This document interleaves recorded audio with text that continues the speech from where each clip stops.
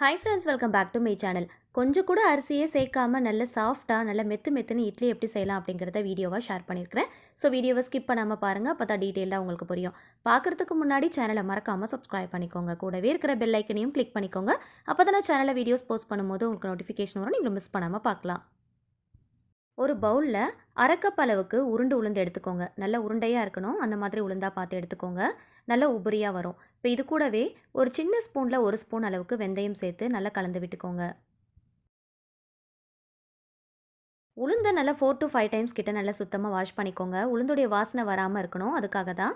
அது மட்டும் இல்லை, இட்லியும் நல்லா வெள்ளையாக நல்லா மெத்து மெத்துன்னு வரும். இப்போ சுத்தமாக நல்லா வாஷ் பண்ணதுக்கப்புறமா நல்ல தண்ணி ஊற்றி ஒரு 2 மணி நேரத்துக்கு மட்டும் நல்லா ஊற வச்சு எடுத்துக்கலாம். ரொம்ப நேரம் ஊறணும்னு அவசியம் இல்லை, கரெக்டாக 2 மணி நேரம் ஊற வச்சு எடுத்துக்கோங்க. இப்போ இது கூடவே ஒரு பொருள் சேர்க்க போகிறோம். அரிசிக்கு பதிலாக தான் நம்ம இதை சேர்க்க போகிறோம். இது என்ன அப்படிங்கிறத வீடியோவில் நான் உங்களுக்கு கண்டிப்பாக சொல்கிறேன். ஸோ வீடியோவை ஸ்கிப் பண்ணாமல் பாருங்கள். இது ஒரு 1½ கப் அளவுக்கு மட்டும் சேர்த்துக்கலாம். அரை கப் உளுந்துக்கு இது 1½ கப் அளவுக்கு சேர்த்தோம் அப்படின்னா கரெக்டாக இருக்கும். இது பார்த்தீங்கன்னா 2 ரகமாக நமக்கு கிடைக்கும். ஒன்று பார்த்தீங்கன்னா ரொம்ப மெல்லிசா குட்டி குட்டியாக இருக்கும். ஒரு சிலது பார்த்தீங்கன்னா கொஞ்சம் மோட்டாவாக இருக்கிற மாதிரி இருக்கும். மெல்லிசா குட்டியாக இருக்கிற மாதிரி இருந்துச்சு அப்படின்னா வாஷ் பண்ணிவிட்டு இதை ஒரு 2 மணி நேரம் ஊற வச்சா போதும். சப்போஸ் நீங்கள் எடுக்கிறது மோட்டாவாக இருந்துச்சு அப்படின்னா கொஞ்சம் ஒரு 4 மணி நேரம் ஊற வைக்கிற மாதிரி இருக்கும். நான் எடுத்திருக்கிற ரகம் பார்த்தீங்கன்னா மெல்லிசா குட்டி குட்டியாக இருக்கிற மாதிரி ரகம் தான் நான் வாங்கியிருக்கிறேன். ஸோ அதனால் ஒரு 2 டைம்ஸ் கிட்ட நல்லா சுத்தமாக வாஷ் பண்ணிவிட்டு நல்ல தண்ணி ஊற்றி ஒரு 2 மணி நேரம் மட்டும் ஊற வச்சு எடுத்துக்கிறேன். நீங்கள் சப்போஸ் மோட்டாவாக வாங்குறீங்க அப்படின்னா கண்டிப்பாக 4 மணி நேரம் ஊற வச்சு எடுத்துக்கோங்க. ஃபஸ்ட்டு ஒரு 2 மணி நேரம் ஊறினதுக்கு அப்புறமா நீங்கள் உளுந்து போட்டு அதையும் நீங்கள் ஊற வச்சு எடுத்துக்கோங்க. உளுந்து கரெக்டாக 2 மணி நேரம் மட்டும்தான் ஊறணும், அப்போ தான் நமக்கு நல்ல உபரியாக கிடைக்கும். இப்போ உளுந்தை தண்ணியை வடிச்சிட்டு மிக்ஸி ஜாரில் சேர்த்துக்கலாம். உளுந்த ஊற வைக்கும் போது நல்ல தண்ணியில் தான் நம்ம ஊற வச்சிருந்தோம் இல்லையா? ஸோ அதனால் அந்த தண்ணியை அப்படியே எடுத்து வச்சுக்கோங்க. அரைக்கிறதுக்கு அந்த தண்ணியை நம்ம யூஸ் பண்ணிக்கலாம். இந்த மாவு அரைக்கிறதுக்கு நமக்கு மிக்ஸி ஜாரே போதும், கிரைண்டர் கூட நமக்கு தேவைப்படாது. கொஞ்சமாக தண்ணி ஊற்றி நல்ல வெண்ணெய் போல் அரைச்சி எடுத்துக்கலாம். நல்லா அரைச்சி எடுத்துகிட்டு வந்துட்டேன். இதை அப்படியே ஒரு பாத்திரத்தில் சேர்த்துக்கலாம். இதே நீங்கள் பிகினர்ஸாக இருக்கீங்க அப்படின்னா கரெக்டான பக்குவத்தில் அரைச்சிருக்கீங்க அப்படின்றத செக் பண்ணுறதுக்கு கொஞ்சமாக மாவு எடுத்து தண்ணியில் போட்டிங்க அப்படின்னா நல்லா மிதக்கணும். அந்த மாதிரி மிதந்துச்சு அப்படின்னா நீங்கள் கரெக்டான பக்குவத்தில் அரைச்சிருக்கீங்கன்னு அர்த்தம். மிக்ஸி ஜாரில் கொஞ்சமாக தண்ணி விட்டு நல்லா பல்ஸ் மோடில் ஒரு சுற்றிட்டு அந்த தண்ணியும் இது கூட சேர்த்துக்கலாம். உளுந்து ஊறின அதே டைமில் 2 மணி நேரத்தில் இதுவும் நல்லா ஊறிடுச்சு. நம்ம சேர்த்த தண்ணி எல்லாமே இது நல்லா அப்படியே உறிஞ்சிரும். நம்ம சேர்க்கும் போது எந்த அளவுக்கு தண்ணி இருந்துச்சு நீங்கள் பார்த்துருப்பீங்க. இப்போ நல்லா உறிஞ்சிருச்சு. இந்த மாதிரி உறிஞ்சாலே நல்லா உபரி ஆயிடுச்சுன்னு அர்த்தம். இருந்தாலுமே இதை நல்லா சுத்தமாக நல்லா இந்த மாதிரி இறுகி பிடிச்சு நல்லா வடிகட்டிட்டு அதுக்கப்புறமா சேர்த்துக்கலாம். தண்ணியை நல்லா பிழிஞ்சிட்டு அதுக்கப்புறமா சேர்த்துக்கோங்க. தேவைப்பட்டால் நம்ம தண்ணி சேர்த்துக்கலாம். இட்லிக்கு மாவு மிக்ஸ் பண்ணும்போது நல்ல கெட்டியான பக்குவத்தில் தான் நம்ம மிக்ஸ் பண்ணி எடுப்போம். ஸோ அதனால் அதிகமாக தண்ணி சேர்த்துற வேண்டாம். ஃபஸ்ட்டு இந்த மாதிரி நல்லா பிழிஞ்சிட்டு சேர்த்துக்கோங்க. தேவைப்படும் போது நம்ம தண்ணி சேர்த்து மிக்ஸ் பண்ணிக்கலாம். இதை பிழிஞ்ச தண்ணியை கீழே ஊற்றிட்டு நல்ல தண்ணியை கொஞ்சமாக ஊற்றி பவுலில் அலசிட்டு இது கூட சேர்த்துக்கலாம். தேவையான அளவுக்கு கொஞ்சமாக கல் உப்பு சேர்த்துக்கலாம். உளுந்து அரைக்கும் போது நான் கொஞ்சமாக தண்ணி சேர்த்து நல்லா கட்டியாக அரைச்சதுனால இப்போ கொஞ்சமாக தண்ணி சேர்த்துருக்கிறேன். இதே நீங்கள் உளுந்து கொஞ்சம் தண்ணியாக அரைக்கிறீங்க அப்படின்னா இதை நீங்கள் பிழிஞ்சிட்டு அப்படியே சேர்த்துக்கோங்க. எக்ஸ்ட்ராவாக தண்ணி எதுவும் சேர்க்க தேவையில்லை. இதில் 2 ரகம் இருக்குன்னு சொன்னேன் இல்லையா? நான் ஃபஸ்ட்டு ரகமாக எடுத்ததுனால இதை ஒரு 2 மணி நேரம் ஊற வச்சு டேரெக்டாக அப்படியே சேர்த்துட்டேன். இதே நீங்கள் 2வது ரகமாக கொஞ்சம் மோட்டாவாக எடுக்கிறீங்க அப்படின்னா 4 மணி நேரம் ஊற வச்சதுக்கப்புறமா மிக்ஸி ஜாரில் கொஞ்சமாக தண்ணி விட்டு நல்லா அடிச்சிட்டு அதுக்கப்புறமா இந்த உளுந்தோடு சேர்த்து நல்லா கையால் பிசைஞ்சு கலந்து விடுங்க. கையால் நல்லா அடித்து கலந்து விடுங்க. கை சூடுக்கு மாவு நல்லா பொங்கி வரும். இட்லியும் நல்லா சாஃப்டாக இருக்கும். இது சம்மர் சீசன்றதுனால அடிக்கிற வெயிலுக்கு சீக்கிரமாகவே பொங்கி வந்துடும். 6 மணி நேரத்துலேருந்து 8 மணி நேரத்துக்குள்ளே பொங்கி வந்துடும். மிக்ஸ் பண்ணதுக்கப்புறமா கையில் எடுத்து இந்த மாதிரி ஊற்றி பாருங்கள். இந்த மாதிரி தோசை மாவு பக்குவத்தில் இருக்கணும். தோசை மாவு பதத்துக்கு அப்படிங்கிறதுக்காக அதிகமாகவும் தண்ணி சேர்த்துற வேண்டாம், ரொம்ப கம்மியாகவும் சேர்த்துற வேண்டாம். இது இன்னுமுமே கொஞ்சம் தண்ணி உறிஞ்ச ஆரம்பிக்கும். இது நல்லா பொங்கி வந்ததுக்கப்புறம் பார்த்தீங்கன்னா இன்னுமுமே கொஞ்சம் கட்டி ஆயிரும். லிட் போட்டு க்ளோஸ் பண்ணிவிட்டு 8 ஹவர்ஸ் கழித்து பார்க்கலாம். ஓப்பன் பண்ணி பார்க்கலாம். மாவு நல்லா பொங்கி வந்திருக்கு பாருங்கள். இந்த மாதிரி நல்லா பொங்கி வந்திருந்தாலே இட்லி நல்லா சாஃப்டாக நல்லா மெத்து மெத்துன்னு இருக்கும். ஆல்ரெடி தேவையான அளவுக்கு உப்பு சேர்த்து தான் மாவு கலந்து வச்சுருக்குறோம். அதனால் லைட்டாக மாவை கலந்துட்டு இட்லி தட்டில் ஊற்றி வச்சிடலாம். இந்த மாவை அரைச்சதும் கரைச்சி வைக்கிறதுக்கு முன்னாடி தோசை மாவு பக்குவத்தில் நம்ம கரைச்சி வச்சுருந்தோம். அந்த தண்ணி எல்லாமே நல்லா உறிஞ்சு நல்ல கட்டியான பதத்துக்கு வந்திருக்கு பாருங்கள்.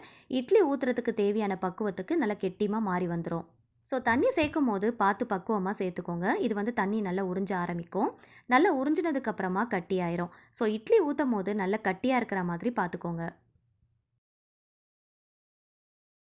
மாவு ஊற்றுறதுக்கு முன்னாடி இட்லி தட்டில் லைட்டாக ஆயில் அப்ளை பண்ணிக்கலாம். ஆயில் அப்ளை பண்ணிவிட்டு ஊற்றணும் அப்படின்னா எடுக்கும் போது ரொம்ப ஈஸியாக இருக்கும்.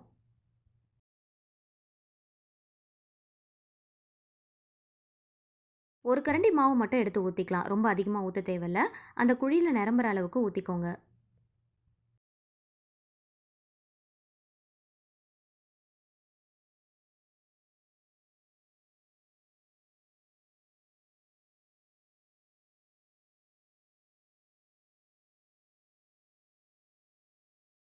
இட்லி பாத்திரத்துல கொஞ்சமா தண்ணி விட்டு நல்லா கொதிச்சு வரும்போது இட்லி பிளேட்டை உள்ள வைக்கலாம். தண்ணி நல்லா கொதிச்சு வரும்போது பிளேட்டை உள்ள வைங்க. அதுக்கு முன்னாடி வச்சிடாதீங்க. கரெக்டா ஒரு 10 நிமிஷத்துக்கு மூடி போட்டு வேக வச்சாலே போதும். இட்லி வேகிற டைமில் இட்லிக்கு டேஸ்டியாக ஈஸியாக செய்கிற மாதிரி ஒரு சைட் டிஷ் ரெசிபி எப்படி செய்கிறதுன்னு பார்க்கலாம். கடாயில் கொஞ்சமாக எண்ணெய் ஊற்றி சூடானது 1 கப் சின்ன வெங்காயம் சேர்த்துக்கலாம். 250 கிராம் இருக்கிற அளவுக்கு சேர்த்துருக்கிறேன். கூடவே 5 பல்லு பூண்டு சேர்த்துக்கலாம். இது கூடவே 1/4 ஸ்பூன் மிளகு, 1/4 ஸ்பூன் ஜீரகம் மட்டும் சேர்த்துக்கோங்க. இது எல்லாத்தையுமே நல்ல பொன்னிறமாகிற அளவுக்கு வறுத்துக்கலாம். கூடவே தேவையான அளவுக்கு கல் உப்பு சேர்த்துக்கலாம். ஒரு சின்ன துண்டு இஞ்சி சேர்த்துக்கலாம். 3 தக்காளி பழத்தை ரஃபா சாப் பண்ணிட்டு சேர்த்துருக்கிறேன். கொஞ்சம் கூட புளிப்பு இல்லாமல் நல்ல பழமான தக்காளியாக பார்த்து சேர்த்துக்கோங்க. இதை நல்லா வதக்கி விட்டுக்கலாம். தக்காளி ஓரளவுக்கு வதங்கி வரும்போது கொஞ்சமாக கருவேப்பிலை கொத்து சேர்த்துக்கலாம். கருவேப்பிலை கொஞ்சம் அதிகமாகவே சேர்த்துக்கோங்க. நல்ல டேஸ்ட் கிடைக்கும். 1/4 கப் அளவுக்கு துருவின தேங்காய் சேர்த்துக்கோங்க. கூடவே 1/4 ஸ்பூன் மஞ்சள் தூள், 1/2 teaspoon Kashmiri red chilli powder சேர்த்துக்கோங்க. உங்களோட காரத்துக்கு ஏற்றா போல் பார்த்து சேர்த்துக்கோங்க. மசாலாவுடைய பச்சை வாசனை போகிற அளவுக்கு நல்லா எண்ணெய் பிரிஞ்சு வர அளவுக்கு நல்லா வதக்கி எடுத்துக்கோங்க. தக்காளி ரொம்ப வதங்கணும்னு அவசியம் இல்லை. ஓரளவுக்கு வதங்கினாலே போதும். கடைசியாக 1 டேபிள் ஸ்பூன் தனியாத்தூள் சேர்த்துக்கோங்க. சேர்த்துட்டு ஒரு 3 நிமிஷத்துக்கு மட்டும் நல்லா வதக்கிட்டு ஸ்டவ் ஆஃப் பண்ணிடுங்க. ரொம்ப நேரம் வதக்கணும் அப்படின்னா கசப்பு தன்மை கொடுத்துரும். தண்ணி எதுவும் சேர்க்க தேவையில்லை. ஆற வச்சுட்டு கொஞ்சமாக தண்ணி விட்டு நல்லா கோர்ஸாக அரைச்சி எடுத்துக்கோங்க. இதுக்கு ஒரு தாளிப்பு போட்டுடலாம். தாளிப்பு போடுறதுக்கு தேங்காய் எண்ணெய் யூஸ் பண்ணிங்க அப்படின்னா நல்லா டேஸ்ட்டாக இருக்கும், நல்ல மணமாகவும் இருக்கும். கடுகு, உளுந்து, ஜீரகம், வெந்தயம், கருவேப்பிலை சேர்த்து நல்லா பொரிய விடுங்க. ஸ்டவ் ஆஃப் பண்ணிவிட்டு அரைச்சி வச்சிருக்கிறத இது கூட சேர்த்துக்கலாம். மிக்ஸி ஜாரில் கொஞ்சமாக தண்ணி விட்டு அலசிட்டு இது கூட சேர்த்துக்கோங்க. ரொம்ப அதிகமாக தண்ணி சேர்த்துற வேண்டாம். ஓரளவுக்கு பார்த்து மீடியம் கன்சிஸ்டன்சியில் இருக்கிற மாதிரி சேர்த்துக்கோங்க. கலந்துட்டு உப்பு மட்டும் கரெக்டாக இருக்கான்னு செக் பண்ணி பாருங்கள். நம்ம சேர்த்துருக்கிற மசாலா எல்லாமே கரெக்டான ரேஷியோவில் தான் நம்ம சேர்த்துருக்கிறோம். ஸோ பர்ஃபெக்டாக இருக்கும். கடைசியாக கை நிறைய கொத்தமல்லி இலைகள் சேர்த்துக்கோங்க. நல்ல டேஸ்ட் கொடுக்கும். எப்பயுமே இட்லி தோசைக்கு சட்னி சாம்பார்னு தான் செய்வோம் இல்லையா, அந்த மாதிரி இல்லாமல் கொஞ்சம் டிஃப்ரெண்ட்டாக இந்த மாதிரி அரைச்சி விட்டு தக்காளி குழம்பு செஞ்சு பாருங்கள். ரொம்ப டேஸ்ட்டாக இருக்கும். கண்டிப்பாக ட்ரை பண்ணி பாருங்கள். கரெக்டாக ஒரு 10 நிமிஷத்தில் ஓப்பன் பண்ணி பார்க்கலாம். கையில் கொஞ்சமாக தண்ணியை தொட்டு இட்லியை தொட்டு பார்க்கும்போது ஒட்டாமல் வந்துச்சு அப்படின்னா கரெக்டாக வெந்து வந்திருக்குன்னு அர்த்தம். ரொம்ப சீக்கிரமாக வெந்துடும். கரெக்டாக 10 நிமிஷமே போதும். லைட்டாக தண்ணி தெளிச்சிட்டு ஒரு 2 நிமிஷத்துக்கு விட்டுட்டு அதுக்கப்புறமா ஸ்பூன் வச்சு எடுத்தீங்க அப்படின்னா ரொம்ப ஈஸியாக எடுத்துடலாம். மாவு ஊற்றுறதுக்கு முன்னாடி லைட்டாக ஆயில் அப்ளை பண்ணிட்டு ஊற்றுனீங்க அப்படின்னா எடுக்கும் போது ரொம்ப ஈஸியாக இருக்கும். நான் ஈஸியாக எடுத்துட்டேன் பாருங்கள். நல்ல சாஃப்டாக மெத்துன்னு ரொம்ப சூப்பராக இருக்குது பாருங்கள். கொஞ்சம் கூட அரிசியே சேர்க்காம ரொம்ப சூப்பராக ஒரு இட்லியை ப்ரிப்பேர் பண்ணிட்டோம். இட்லி அரிசி, பச்சை அரிசி, புழுங்கல் அரிசின்னு எந்த அரிசியுமே தேவையில்லைங்க. இந்த ஒரே ஒரு பொருளை சேர்த்து இட்லி செஞ்சு பாருங்கள். செம்ம சாஃப்டாக நல்லா மெத்துன்னு இருக்கும். இது கூட இந்த தக்காளி குழம்பை ஊற்றி சாப்பிடும் போது அவ்வளோ டேஸ்ட்டாக இருக்கும். கண்டிப்பாக இந்த ரெசிபியும் நீங்கள் ட்ரை பண்ணி பாருங்கள். ரொம்ப கம்மியான டைமில் ஊற வச்சு மிக்ஸி ஜார்லையே அரைச்சி 10 நிமிஷத்தில் வேக வச்சு எடுத்துடலாம். செய்கிறது ரொம்ப ரொம்ப ஈஸி. டேஸ்டியும் அல்டிமேட்டாக இருக்கும். அரிசியில் செய்கிற இட்லியை விட இந்த இட்லி செம்ம சாஃப்டாக இருக்கும். ஹெல்த்தியும் கூட. கண்டிப்பாக ஒரு தடவை ட்ரை பண்ணி பாருங்கள். இதே போல் ட்ரை பண்ணிட்டு மறக்காமல் உங்களோட ஃபீட்பேக்கை கமெண்ட்ஸில் ஷேர் பண்ணுங்கள். இந்த இட்லியை நான் உங்களுக்கு கட் பண்ணி காட்டுறேன் பாருங்கள். செம்ம சாஃப்டாக இருக்குது. அதெல்லாம் சரி, இதில் என்ன இன்க்ரீடியன்ஸ் நான் ஆட் பண்ணியிருக்கேன் அப்படிங்கிறத நீங்கள் தெரிஞ்சுக்க வேண்டாமா? இந்த இட்லி செய்யறதுக்கு நான் உளுந்து கூட சேர்த்த சீக்ரெட் இன்க்ரீடியன்ட் இட்லி ரவை. இந்த இட்லி ரவையை தான் நான் 1.5 கப் அளவுக்கு சேர்த்துருக்கிறேன். இட்லி ரவை இல்லை அப்படின்னா சாதா ரவையில் கூட நீங்கள் ட்ரை பண்ணி பார்க்கலாம். மறந்துடாதீங்க, இதில் 2 ரகம் இருக்குது. ஒன்று மெல்லிசா சின்னதாக இருக்கும், இன்னொன்று நல்ல மோட்டாவாக இருக்கும். ஸோ எந்த ரகம்னு பார்த்து வாங்கிக்கோங்க. வாங்குறதுக்கு ஏற்றா போல் ஊற வச்சு பார்த்து அரைச்சி எடுத்துக்கோங்க. நான் டபுள் ஹார்ஸ் பிராண்டில் வாங்கியிருந்தேன். உங்களுக்கு எந்த பிராண்ட் வேணும்னாலும் நீங்கள் ட்ரை பண்ணி பார்க்கலாம். லிங்க் வேணும்னா நான் கண்டிப்பாக கொடுக்குறேன், செக் பண்ணி பாருங்கள். வீடியோ பார்க்கும் போதே ப்ராடக்ட் லிங்க் உங்களுக்கு வியூ ஆகும். அதை கிளிக் பண்ணி கூட நீங்கள் பர்ச்சேஸ் பண்ணிக்கலாம். அப்படி இல்லைன்னா உங்கள் வீட்டுக்கு நியர்பையில் இருக்கிற சூப்பர் மார்க்கெட்ஸில் கூட அவைலபிளாக இருக்கும். ஸோ கண்டிப்பாக போய் பர்ச்சேஸ் பண்ணிக்கோங்க.